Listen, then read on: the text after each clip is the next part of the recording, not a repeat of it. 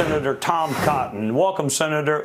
The list of provocative acts gets longer. Spy balloons, war games near Taiwan, meetings with indicted war criminals like Vladimir Putin. Where are we with China?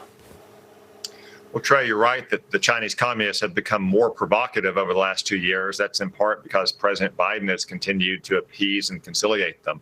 One thing you left off was from the very beginning of this administration, if you recall, Tony Blinken and Jake Sullivan, the Secretary of State and National Security Advisor, met with their counterparts in Alaska, and they were humiliated in a face-to-face meeting where those Chinese communists used BLM and woke talking points back at our officials. Just this week, Janet Yellen had said that we don't seek to decouple our economy from China and critical sectors of our economy, but rather a healthy relationship. Time and time again, Joe Biden and the senior leaders of this administration have always turned the other cheek towards the Chinese communists. They've appeased them. They've conciliated with them. It's no surprise that China has only become more and more aggressive over the last 2 years. You know, Senator, just like when we served together in the House, you stole my next question. I was going to ask you, what does decouple mean? Janet Yellen says she does not want to decouple our economy from China's. I don't even know what that means. Well, for 30 years, we allowed China to become too interdependent with America's economy. We outsourced millions of jobs and thousands of factories. We should take those jobs and those factories back. We should take our independence back.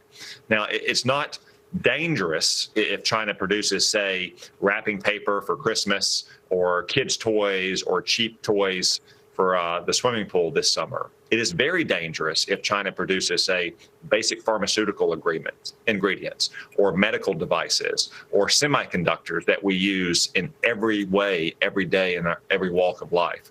That's what we need to do, that kind of strategic decoupling to eliminate Chinese communist leverage over Americans so they can no longer threaten our very way of life, our health, our safety, and our prosperity.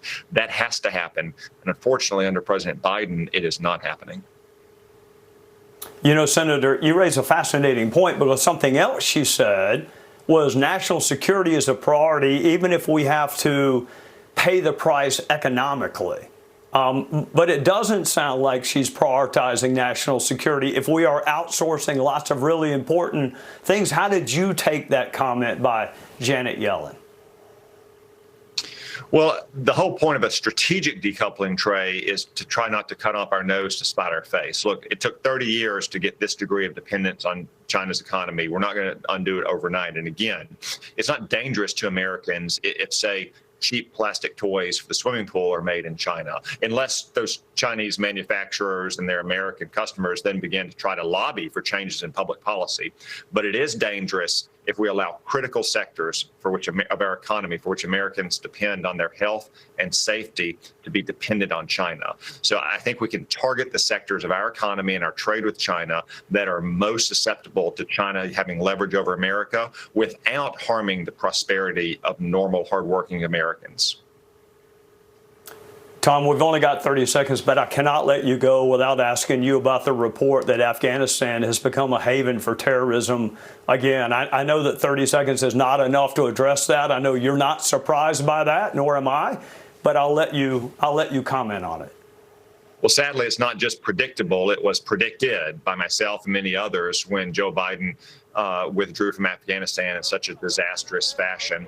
We don't need secret leaked documents to know this. In fact, our commander in the Middle East just recently testified to the Senate that ISIS or other terrorist groups might hit America's allies or interests and some of our citizens living overseas in less than 6 months.